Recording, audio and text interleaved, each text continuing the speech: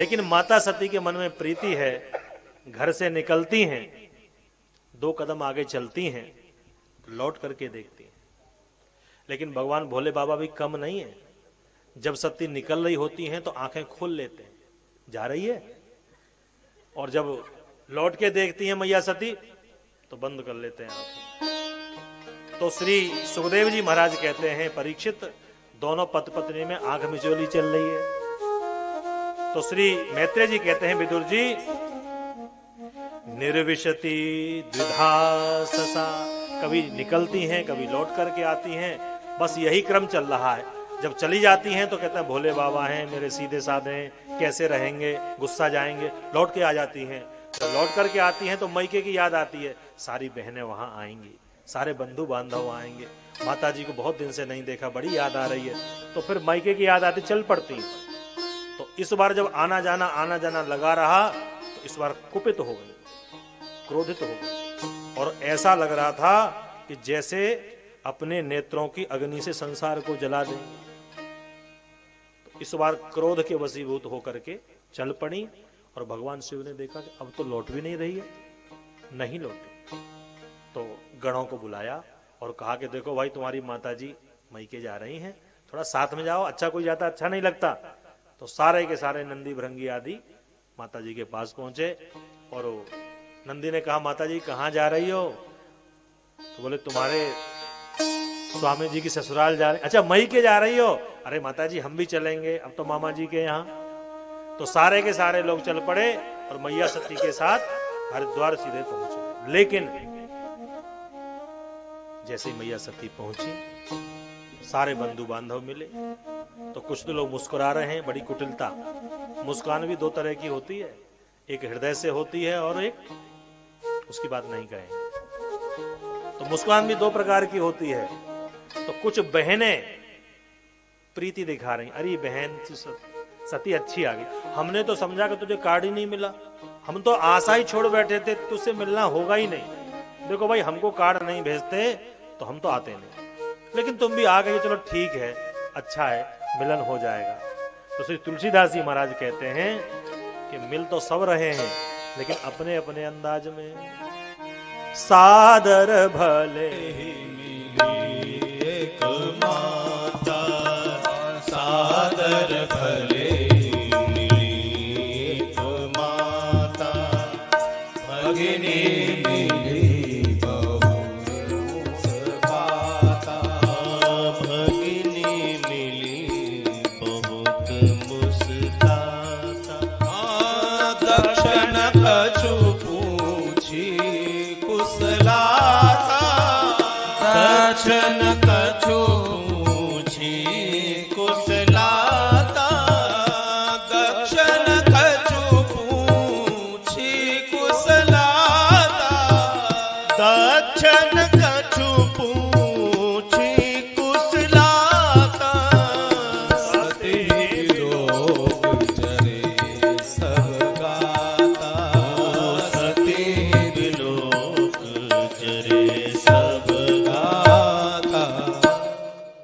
माता जी कोने में खड़ी हैं, सिसकी दे रही हैं, अश्रु बह रहे हैं, सारा का सारा परिकर आया है, दूर दूर के रिश्तेदार आए हैं, लेकिन मेरी लाडली दुलारी सती नहीं। इतने में मैया सती आते हुए दिखाई पड़ी, पुलकित हो गई, आनंदित हो गई, अंक में भर लिया बेटी को। तो तुलसीदास जी महाराज कहते हैं, प्रीति तो मैया सती को मात्र माता से ही मिली। बहन मिली तो सही, लेकिन कुटिल भरी दृष्टि से मुस्कुराती हुई मिली। लेकिन जब पिताजी पर दृष्टि पड़ी, पिताजी को प्रणाम किया, तो सती जी को आशीर्वाद तो दिया नहीं, बल्कि सती जी को देखकर उनके अंग जलने लगे क्रोध के मारे। अरे इसको तो बुलाया ही नहीं था मैंने, या कहां से गई? सते हैं बिलो के जरे सब गात, माने अंग। सती जी को अच्छा नहीं। फिर मन को समझाया, पिताजी हैं, कोई बात नहीं, थोड़ी देर में मना लूंगी, चलो यज्ञशाला को देख कर आती हूँ। तो यज्ञशाला में सारा ऋषि समुदाय बैठा हुआ है, देवता बैठे हुए हैं, सबके आसन लगे हुए हैं, सब विराजमान हैं, लेकिन 3 देवता वहां नहीं हैं। ध्यान रखिए, ब्रह्मा विष्णु महेश, तीनों देवता वहां नहीं। आसन दोनों देवताओं के हैं, भगवान का तो आसन भी नहीं है। लेकिन जहां शंकर नहीं गए वहां ब्रह्मा जी भी नहीं गए और भगवान नारायण भी नहीं गए। जब यज्ञशाला में जाकर के देखा तो भगवान शिव का आसन ही दिखाई नहीं दिया, तो मन में बड़ी खिन्नता हुई।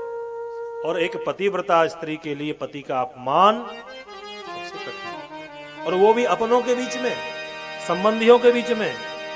यद्यपि जगदारुण दुख नाना, यद्यपि जगदारुण नाना, सबते कठिन जाति अपमाना, सबसे कठिन जाति अपमाना।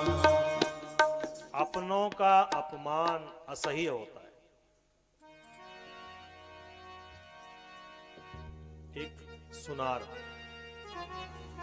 और एक लोहार, दोनों की बगल में दुकानें थी। सुनार आभूषण बना रहा था तो सोने को पीट रहा था। सुनार सोने को पीटता है। एक लोहार लोहे का सामान बना रहा था तो वो लोहे को पीट रहा था। जब सोने ने लोहे से कहा कि भैया मार तो हम दोनों खाते हैं, लेकिन तुम जब मार खाते हो तो आवाज बहुत करते हो, चिल्लाते बहुत हो, और मैं जो मार खाता हूं तो मैं सह लेता हूं, बोलता नहीं। तो लोहे ने कहा कि भैया बात ये नहीं है, मार हम दोनों ही खाते हैं, लेकिन तुम्हारी मार में और हमारी मार में भेद है, अंतर है। क्या भेद है? कि तुम जिससे मार खाते हो वो पराया है, यानी लोहा है, और जो मुझे मारता है, मैं मार खाने वाला भी लोहा और मुझे मारने वाला भी। इसलिए आप देखिए लोहा जब मार खाता है तो बड़ी आवाज आती है, बड़ी पीड़ा होती है। तो मैया सती को बड़ी पीड़ा हुई और कहा कि उन भगवान शिव तो करुणा के रूप अवतार हैं। कर्पूर गौरम करुणावतारम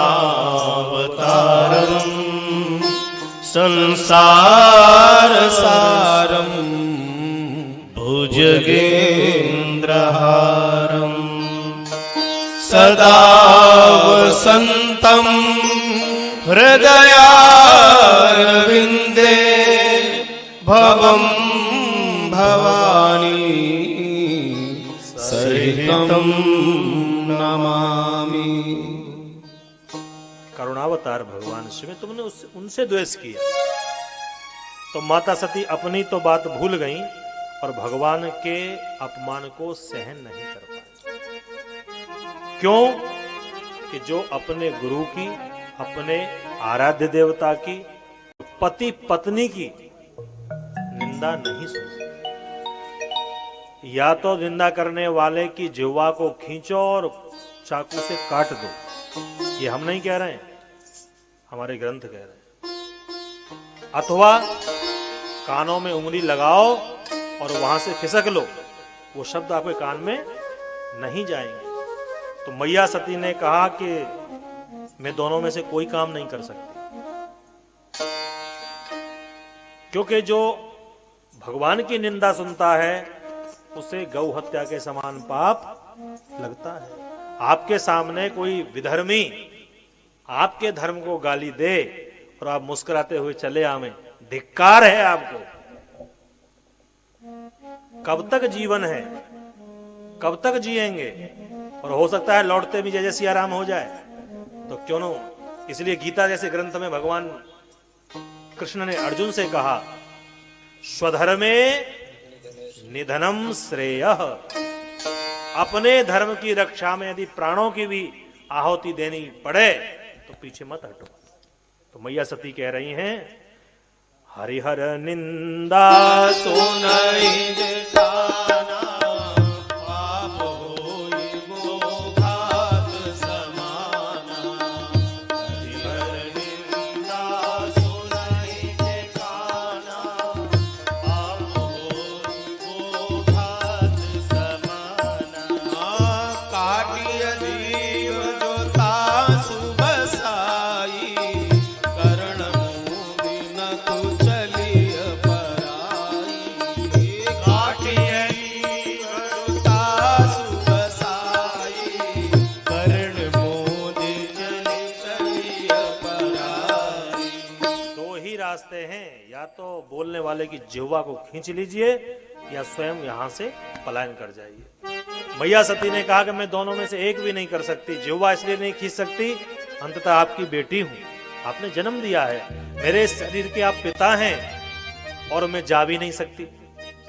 अब यहां से लौट करके जाऊंगी तो जाते ही पूछेंगे आओ दक्ष कुमारी, तो मेरे नाम के साथ में आपका नाम जोड़ेंगे तो मुझे सहन नहीं होगा, इसलिए मैं वापस भी नहीं जाऊंगी और तुम्हारे साथ में ऐसा व्यवहार भी नहीं करूंगी। तो क्या करूं?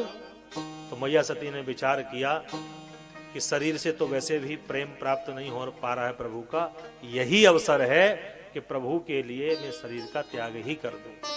तो माता पिता के प्रति एक बेटी होने के नाते दुस्साहस नहीं कर पाई और अपने ही शरीर को योग अग्नि के द्वारा भस्मसात किया। अस कही योग अग्नि तनु जारा भयउ सकल मकहाकारा। अस कहि योग अग्नि तनु जारा भयउ सकल मकहाकारा। अस कहि योग अग्नि तनु जारा भयउ सकल मकहाकारा।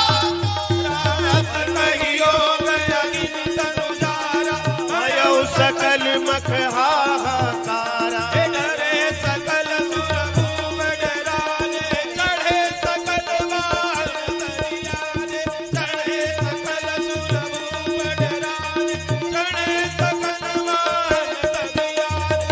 अस कहि योगी अग्नि तनु जारा भयउ सकल मकहाकारा।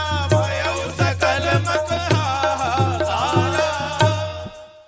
चारों ओर हाहाकार मच गया। अरे राम राम, धिक्कार है ऐसे पिता को। देखो अपनी बेटी के ही प्राण ले लिए। अरे भगवान शिव से द्वेष था, सती ने क्या बिगाड़ा था, उसको तो अंक से लगा सकते थे। थू थू होने लगी भरी सभा में।